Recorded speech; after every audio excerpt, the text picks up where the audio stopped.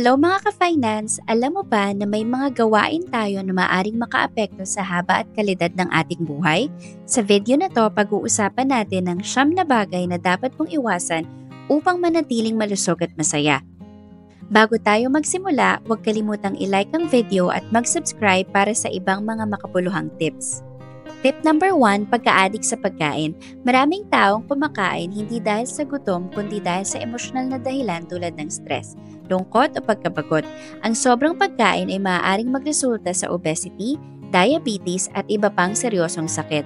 Sa Pilipinas, maraming naa-addict sa fast food na umaabot ng higit 5,000 pesos kada buwan sa pagkain sa labas. Subukang magluto sa bahay at kontrolin ang iyong pagkain. Tip number 2, pagsasama sa hindi magandang tao. Ang mga taong negatibo sa paligid mo ay maaaring magdulot ng stress at anxiety. Halimbawa, kung palagi kang nilalait o pinapababa ang iyong tiwala sa sarili, ito'y makakaapekto sa iyong mental health. Piliin ang mga kaibigang nagbibigay inspirasyon at suporta sa iyo. Tip number 3, toxic na relasyon. Kung nasa isang relasyon ka na hindi ka pinapahalagahan, maaaring maapektuhan ang iyong emosyonal na kalusugan. Ayon sa pag-aaral, ang mga taong nasa toxic na relasyon ay may mas mataas na tsansa na magkaroon ng depresyon. Kung hindi na ito malulutas, baka panahon na para magdesisyon para sa iyong kabutihan. Tip number 4, sobrang pag-inom ng alak. Ang labis sa pag-inom ng alak ay maaaring magdulot ng liver disease, heart problems at cancer.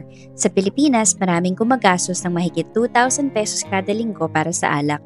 Subukang bawasan ang pag-inom o humingi ng tulong kung nahihirapan. Tip number 5, paninigarilyo. Ito ay pangunahing sanhi ng mga sakit tulad ng lung cancer at heart disease.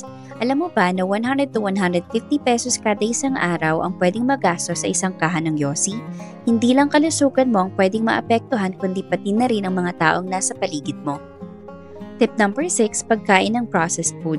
Ang mga processed food tulad ng hotdog, instant noodles at dilatang pagkain ay may mataas na sodium at preservatives na nagdudulot ng high blood pressure at iba pang sakit. Mas mainam ang sariwang prutas at kulay na hindi aabot sa 500 pesos kada linggo. Tip number 7, pagka-addict sa junk food.